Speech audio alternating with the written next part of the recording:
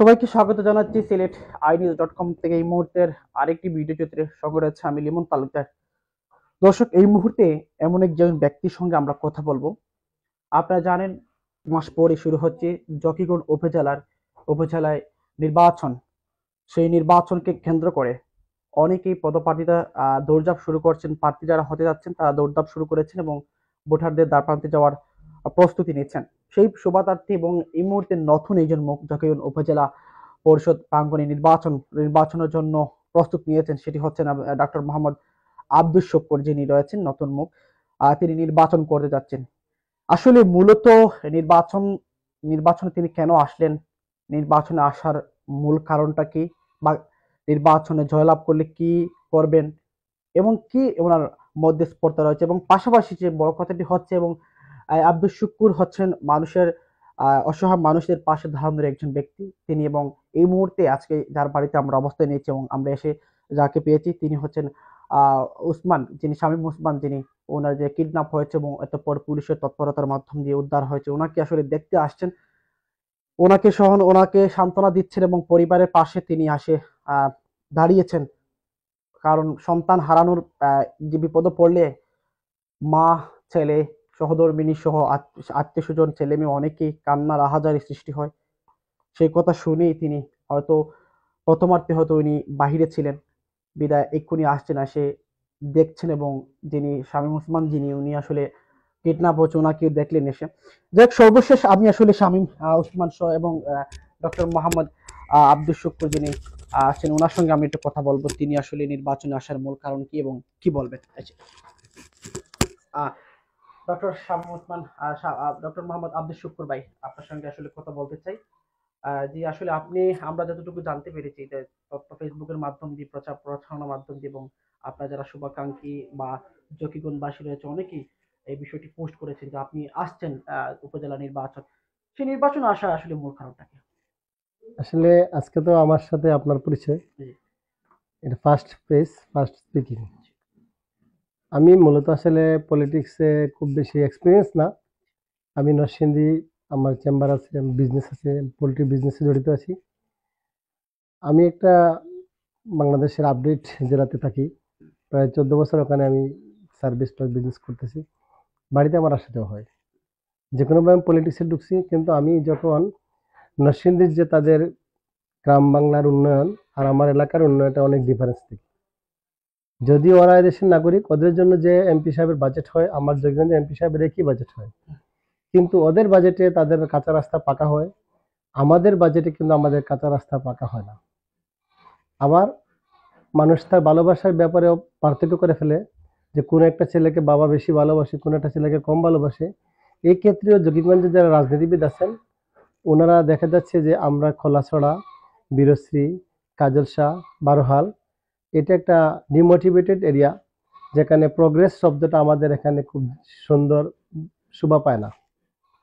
আমি দেখলাম যে জকিগঞ্জের মধ্যে ঘুরে প্রোগ্রেস শব্দটা শোভা পাচ্ছে শুধুমাত্র কসকনকপুর, সুলতানপুর, মানিকপুর, বারোটাখরি, ওই এলাকাতে তাদের যে লাইফস্টাইল বা তাদের রোডস, ট্রান্সপোর্ট সিস্টেম, এটা আমাদের কাছে মনে হয় ওই 4টা ইউনিয়নের তুলনায় আমাদের এটা হলো আদিমকালের ইউনিয়ন।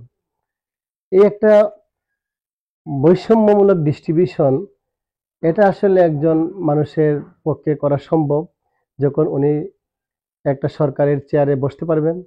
ওনার মেন্টালিটি যদি হয় যে আমি ব্যালেন্স ডিস্ট্রিবিউশন করব। কারণ কসকনকপুর ইউনিয়নের লোকের বুটের যেরকম মূল্যায়ন, আমার বারোহালের লোকের একই মূল্যায়ন, কিন্তু ফ্যাসিলিটি পাওয়ার ক্ষেত্রে আমার এই পাশের 4টা ইউনিয়নের লোকরা তারা ফ্যাসিলিটিতে খুব দুর্বল। এক, দুই হলো, আমি আসলে এখানে পলিটিক্সে এসে দেখলাম দান করা হয়, পলিটিশিয়ানরা দান করে। আমি জানতাম যে দান যিনি করে তিনি শুধু দানবীরই হন, পলিটিশিয়ান দানবীর আমার কাছে খুব অপরিচিত শব্দটা। যেমন নরসিংদীতে কাদের মোল্লা আছেন, উনি একটা মসজিদে 2 লক্ষ টাকা দেওয়ার কথা বলে উনি 2 কোটি বলছেন, তো 2 কোটি দিয়েছেন। তো দানবীর, দাতা এবং নেতা যখন এক হয়ে যায় তখন জনগণের অধিকার খুব শোভা পায় না। এজন্য আমি চাচ্ছি আমার বিজনেসের পাশাপাশি আমিও সামাজিক সেবা করি, যেহেতু ডক্টরস, এটা বোবা প্রাণীর চিকিৎসা করি। এই সফট কর্নার থেকে আমি আমার অবহেলিত অঞ্চল বীরশ্রী খোলাছড়া 4টা ইউনিয়নের জন্য যেমন স্পেশাল একটা কেয়ার নিব। এর অর্থ এই নয় যে আমি ওদের ইউনিয়নের প্রতি আমি টর্চারিং করব। ওনাদের যেটা প্রোগ্রেস আছে সেটার সাথে আমার এই অনগ্রসর এলাকার ব্যালেন্স হওয়ার পরে সবাইকে আমি ডিস্ট্রিবিউশন ব্যালেন্স করার চেষ্টা করব। আব্দুল শুকুর ভাই, আসলে যে মূলত যে কথাটি আপনি বললেন যে সকল ইউনিয়নকে সমান চোখে দেখবেন, পরিশেষে কারণ হুম। উন্নয়নের ধাপ প্রান্তে নিবেন।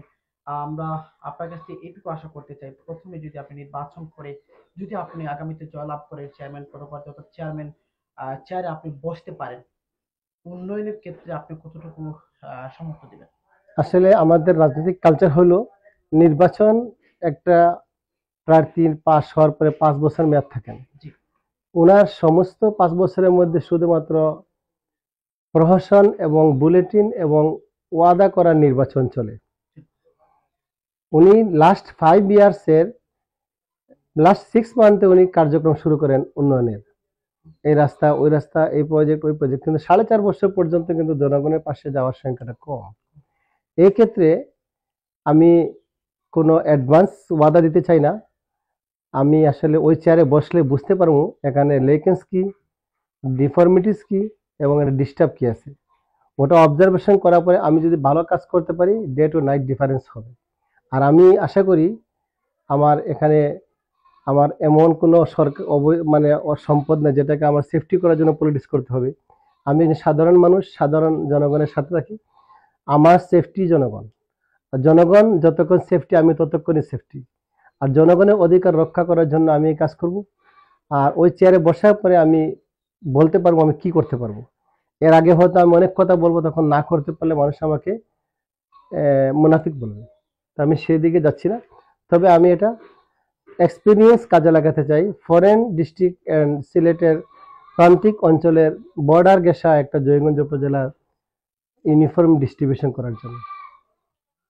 আব্দুল শুকুর ভাই, আমরা আসলে আজকে বেশ কথা বলবো না, একদম কম সময় কথা বলবো, এবং পরবর্তী যদি আরো সামনে অবশ্যই অনেক প্রস্তাব অনেক কিছু জানার রয়েছে শামীম আব্দুল শুকুর ভাইয়ের কাছ থেকে অবশ্যই জানবো আমরা। তবে এই মুহূর্তে একদম সংক্ষেপে আপনার কাছে জানতে চাই, আপনি শামীম ওসমান প্রবাসী যিনি কিডন্যাপ হয়েছেন। শামীম ওসমান আমার একজন ভাতিজা লাগে। আচ্ছা।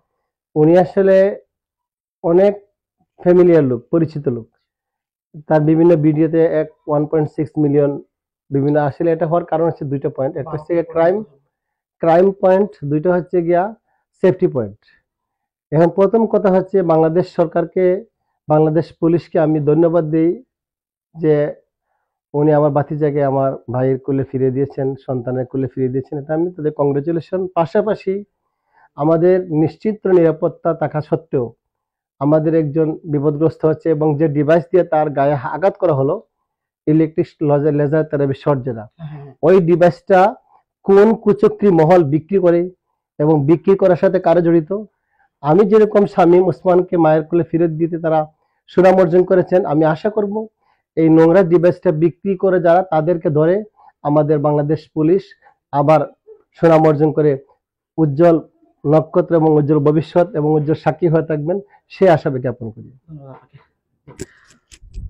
এতক্ষণ আমরা কথা বলছিলাম, আপনারা শুনছিলেন যে ডক্টর মোহাম্মদ আব্দুল শুকুর, যিনি সম্ভাব্য উপজেলা চেয়ারম্যান, দক্ষিণ উপজেলা সম্ভাব্য চেয়ারম্যান পদপ্রার্থী হিসাবে উনি আগামীতে নির্বাচন করবেন সেই প্রত্যাশা দিয়েছেন জনগণকে। এবং এতক্ষণ ওনার মুখ থেকে আমরা সংক্ষিপ্ত আকারে যেটি শুনলাম, অবশ্যই আপনারা একটু অবশ্যই যদি ভালো লাগে এটি শেয়ার করবেন। এবং শামীম ওসমান যিনি কিডন্যাপ হয়েছে, ওনার উদ্ধারকৃত পুলিশ বাহিনীদেরকে আমরা এই মুহূর্তে সম্ভাব্য চেয়ারম্যান পদপ্রার্থী যিনি আব্দুল শুকুর ধন্যবাদ দিয়েছেন বাংলাদেশ পুলিশকে সহ সংশ্লিষ্ট সকলকে। এবং পাশাপাশি তিনি বাংলাদেশ পুলিশের প্রতি একটি আবদারও জানিয়েছেন যাতে যন্ত্র যারা ব্যবহার করে মানুষদেরকে কিডন্যাপ করে সেগুলো যেন উদ্ধার করা হয়। আগামীতে আরো আব্দুল শুকুরকে নিয়ে আমরা আবার আগামীতে অনেক নতুন নতুন ভিডিও তিনি আসবে। কেন তিনি আগামীতে আমরা জানবো কেন নির্বাচন আসার মূল প্রক্রিয়া কি, মূল কারণ কি, এবং কি নির্বাচন আসার পর তিনি প্রতিশ্রুতি কি দিবে মানুষদেরকে, সকল তথ্য নিয়ে আগামীতে আমরা আবারও আসবো। সেই পর্যন্ত আপনারা ভালো থাকবেন, সুস্থ থাকবেন। এতক্ষণ ছিল আমি লিমন তালুকদার, সিলেট আই নিউজ থেকে।